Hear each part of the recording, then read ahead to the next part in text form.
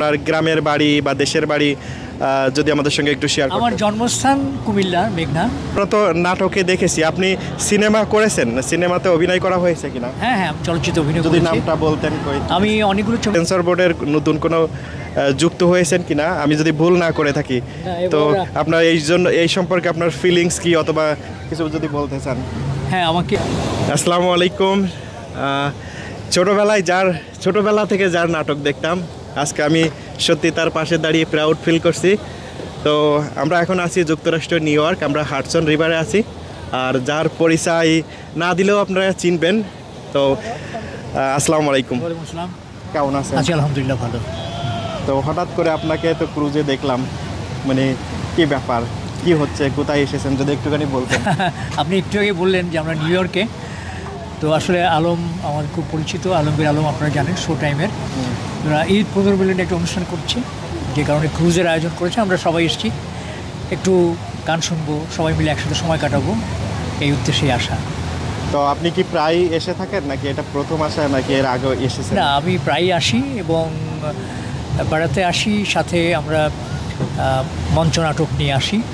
এবার আমি যে নাটকটি নিয়ে এসেছি সেটি জিনাত হাকিমের রচনা এবং পরিচালনা, বিন্দু থেকে বৃত্ত, এবং আরেকটি নাটক 2 দুগুণে 4। এই নাটক দুটোর প্রদর্শনী করার জন্য আমরা ইউএসএর বিভিন্ন স্টেটে আমরা একটু শো করেছি। নিউ ইয়র্কে করেছি, বস্টনে করেছি, কানেকটিকাটে করেছি, বাফেলোতে করেছি, ওহায়োতে করেছি, অনেকগুলো শো হয়েছে। এই নাটকগুলোর প্রায় 30টা শো করেছি। আপনার পাশে কে আছেন? উনি নাট্যকার এবং পরিচালক। না, এটা তো বলা যাবে না, পাশে কি আপনি বলেন। আমার পাশে আমার স্ত্রী। ও আচ্ছা আচ্ছা আচ্ছা। আমি জিনাত হাকিম। আমরা আসলে এখানে এসেছি শো টাইমের যে আলমগীর আলম, আপনারা জানেন, আমার বিশেষ করে তার প্রতি আমার অনেক রেসপেক্ট। কারণ আমি সবসময় বলে থাকি যে আলম ভাই বাংলাদেশের শিল্পীদেরকে সর্বোচ্চ সম্মান দিয়ে যে ঢালিউড অ্যাওয়ার্ড যেই প্রচলন করেছেন দীর্ঘদিন, এবং আজিজুল হাকিম প্রথম আমেরিকাতে সেই শো টাইমের ইনভিটেশনে এসেছিলেন। তো আমি এই রিভার ক্রুজের ব্যাপারটা যখন জানলাম, আমাদের 29 তারিখে ফ্লাইট ব্যাক। তো আজকে আমরা আসলে রিক্রিয়েশনের জন্য এসেছি, একটা বৈশাখী উৎসব এবং এই যে বর্ষবরণ যেটা ঈদ উৎসব মিলিয়ে আমরা আসলে আজকে আমাদের স্পেশালি আমরাই আসতে চেয়েছি যে আলম ভাই আমরা যাচ্ছি, আমরা জয়েন করছি এই এরকম ক্রুজে প্রথম আসা। না না, এরকম এসেছি, কিন্তু এই যে একটা আয়োজন, উৎসব মুখর পরিবেশ, যে ঈদ উৎসব, বর্ষবরণ গান হচ্ছে, অনেক প্রিয় মানুষেরা এসছে, সবার সাথে আমরা আসলে আজকে ঈদ উদযাপন এবং বর্ষবরণ উদযাপন করতে আসছি। এবং এটাই সম্ভবত আমাদের এবারের মতো ফিরে যাবার সময় এই একটি আয়োজনে আমাদের অংশগ্রহণ করা, যেটা আসলে আলম ভাইকে রেসপেক্ট জানিয়ে আমরা জয়েন করেছি। আমি, ছবি, আমার টিমের প্রায় অনেকেই এই শো টাইমের আলম ভাইয়ের কারণে এখানে আসা। তো আপনাকে ধন্যবাদ জানাচ্ছি। আজিজুল ভাই, আমি একটা পোস্টে দেখেছিলাম আপনি কি এবার সেন্সর বোর্ডের নতুন কোনো যুক্ত হয়েছেন কিনা আমি যদি ভুল না করে থাকি, তো আপনার এই সম্পর্কে আপনার ফিলিংস কি, অথবা কিছু যদি বলতে চান? হ্যাঁ, আমাকে বাংলাদেশ চলচ্চিত্র সেন্সর বোর্ডের সদস্য করা হয়েছে। আমি খুব সম্মানিত এবং আমার কাছে এটি অত্যন্ত আনন্দের একটি সংবাদ। আমি তো আমার কাছে খুবই ভালো লাগছে, কারণ যুক্তরাষ্ট্রে থাকাকালীন সময়ে আমি সংবাদটি পেয়েছি, এবং আমার উপরে যে গুরু দায়িত্ব বা যে দায়িত্বপূর্ণ দায়িত্ব আমার উপর অর্পণ করা হয়েছে, সেটা আমি মনে করি যে যথাযথভাবে যদি আমি পালন করতে পারি, তাহলেই হয়তো সুন্দরভাবে কাজ করতে পারবো, চলচ্চিত্রের উন্নয়নের জন্য কাজ করতে পারবো।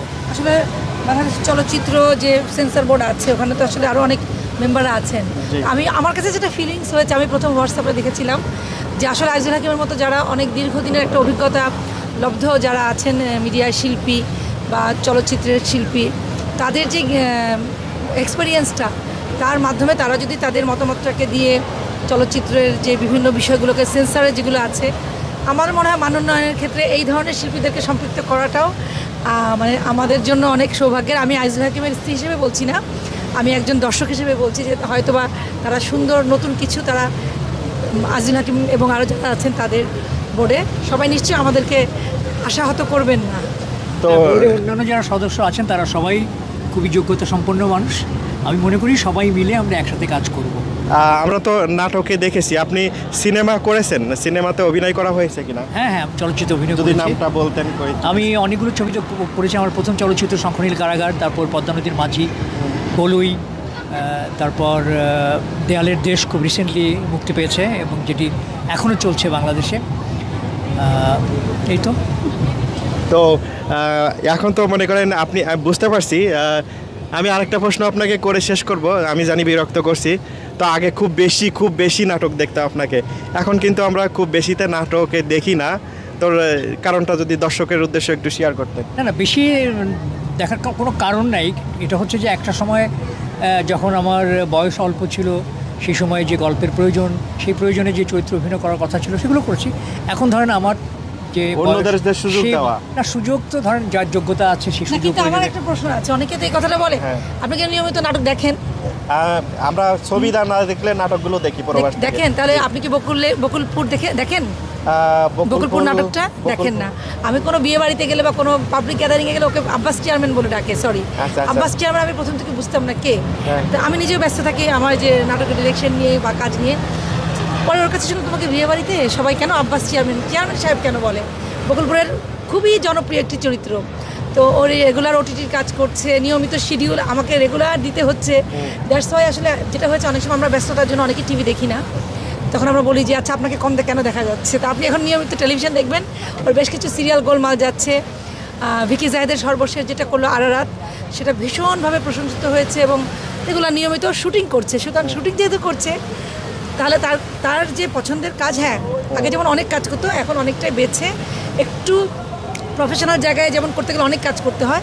যেহেতু আমরা এখন দুজনে, ও ওয়ালটনে আছে কর্মরত, ঊর্ধ্বতন কর্মকর্তা, সেখানে ওকে সময় দিতে হয়। ও খুব বেছে এখন ওর পছন্দের বেশ কিছু কাজ করছে, কিন্তু নিয়মিত কাজ করছে। তো আমরা কথা বলতেছিলাম তার সহধর্মিনীর সাথে, মাশাআল্লাহ অনেক সুন্দর করে তারা গুছিয়ে কথা বলে। তো আমরা একটু জানতে চাচ্ছি যে আপনার দেশের বাড়ি কোথায় এবং গ্রামের বাড়ি যদি বলতেন। সহধর্মিনী কেন? আপনি আপনার জন্ম বোধহয় অনেক পরে, কারণ আমি দেখতে পাচ্ছি আপনি আমার মেয়ের বয়সী। এই প্রজন্মের সাথে আমাদের ছোটই হবে। যেটা হচ্ছে, আমি নিজেও নাটক লিখি, আমি নাটক জিনা থাকি, সবাই হয়তো জানেন। এবং আমি যে আমেরিকাতে এসেছি, আমার লেখা নাটক ডিরেকশন সেটা নিয়ে এসেছি অনেকগুলো স্টেটে, এবং আজকে থেকে না আমি 95 থেকে এটা করছি। আর নিয়মিত টেলিভিশনে আমার নাটক যাচ্ছে। আমি বাংলাদেশের ডিরেক্টরস গিল্ডের মেম্বার, নাট্যকার সংঘের, আমি প্রডিউসার অ্যাসোসিয়েশনের। আমার মাঝে মাঝে আমি বলি যে আমার হাজব্যান্ড আইজুল হাকিম, হ্যাঁ আমি তার ওয়াইফ না। আরেকটা ব্যাপার হচ্ছে কি, প্রজন্ম থেকে প্রজন্মতেই তো আসলে আমাদের সংস্কৃতির বিকাশটা হবে, তাই না? যেমন আমার মেয়ে কিন্তু ওদের জেনারেশন অনেকে কম চেনে, কিন্তু এই সময় মেহজাবিন, তসিফ বা আমাদের নিশো, এই সময়ের যারা জোবান আছে, আর অনেক অনেক ভালো ভালো শিল্পী আছে, শাওন, এই সময়ের ছেলে মেয়েদেরকে ওরা অনেক ভালো চেনে, যেটা আপনাদের জন্য দেখার বিষয়। নিলয়, তারপর মুশফিক কল্লোল, তাই না? ওর নাম তো মুশফিক, ফারহান, হ্যাঁ। এরকম কিন্তু অনেক পপুলার যারা আসছে সময়ের সাথে সাথে। তো একটা জেনারেশনের চেঞ্জ হবে। তো 1980 থেকে করছি এখন। সত্য কথা বলতে এত নাটক দেখেছি, মানে আমি তখন ছোট ছিলাম, ক্লাস 4-5-এ পড়তাম, তখন থেকে এত নাটক দেখেছি।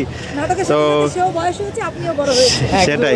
এখনও কিন্তু যে ভাবি যে কথাটি বলে যে এখনও কাজ করছে।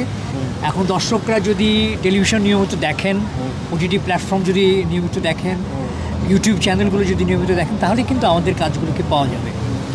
তো ধন্যবাদ জানাচ্ছি। পাশাপাশি তারা এত গুণে গুণান্বিত, আসলে আমি ভাষায় প্রকাশ করতে পারবো না। তা যেখানে আমরা ছিলাম, আপনার গ্রামের বাড়ি বা দেশের বাড়ি যদি আমাদের সঙ্গে একটু শেয়ার করতেন। আমার জন্মস্থান কুমিল্লার মেঘনা, কিন্তু আমার বড় হয়েছে আমি আমার বাবার চাকরি সূত্রে বিভিন্ন জায়গায়, যশোর, মাগুরা, খুলনা, বাগেরহাট, এই সমস্ত অঞ্চলে আসলে। আমি কিন্তু খুলনার ছেলে। আচ্ছা, আমার বাগেরহাট থেকে শুরু, খুলনা। তো দাদাবাড়ি হিসেবে বা জন্মস্থান হিসেবে আমি কুমিল্লার সন্তান বলা যায়, কিন্তু ছোটোবেলা থেকেই কুমিল্লার সাথে আমার কোনো সংস্পর্শ ছিল না। ছোটোবেলা থেকে বাইরে ঘুরে বেড়া।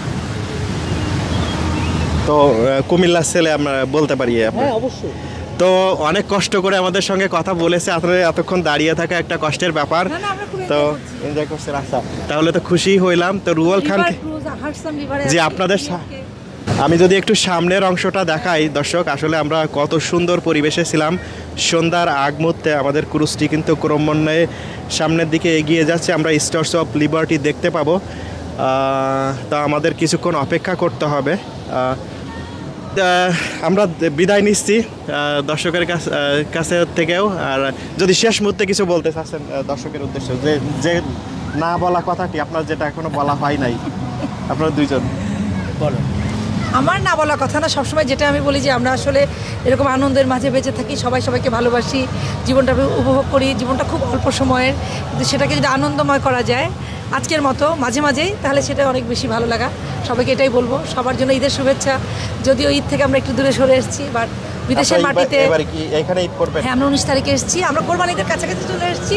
তো আমরা রোজার ঈদের শুভেচ্ছাও জানাচ্ছি, কোরবানি ঈদের শুভেচ্ছাও জানাচ্ছি, এবং বর্ষবরণ বৈশাখ আমাদের বছরের প্রথম আনন্দের মাস। বিদেশের মাটিতে আসলে একটু সময় বের করে পালন করতে হয়, উদযাপন করতে হয়, অনেকের লিমিটেশন থাকে, স্যাটারডে সানডে ছাড়া করা যায় না। তো অবশ্যই বলবো যে বৈশাখের শুভেচ্ছা সবার জন্য, ঈদের আনন্দ, ঈদের শুভেচ্ছা সবার জন্য, ভালোবাসা। Thank you. সেম প্রশ্ন আপনার কাছে।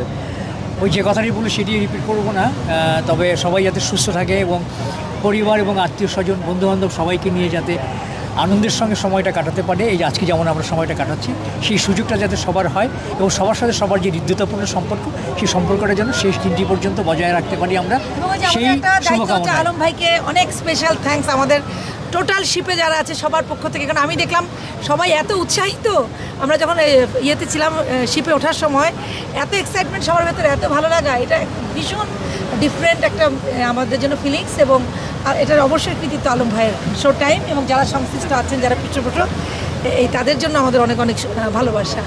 আয়োজকদেরকে আমরা আসলে কৃতজ্ঞতা এবং ধন্যবাদ জানাই।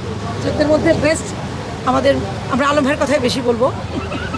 তো সবাই অনেক বেশি বেশি ভালো থাকবেন, সুন্দর থাকবেন, নাইস থাকবেন, বিউটিফুল থাকবেন, সবসময় বড়দের সম্মান করবেন, ছোটদের স্নেহ করবেন, আর আপনার প্রতিবেশীকে ভালো রাখার চেষ্টা করবেন, তাহলে আপনি আরও বেশি ভালো থাকতে পারবেন। এই কথা বলে আমি রুয়েল খান বিদায় নিচ্ছি যুক্তরাষ্ট্রের নিউ ইয়র্ক হাডসন রিভার থেকে। সবাইকে আল্লাহ হাফেজ, টাটা, বাই বাই, আজকের মতো।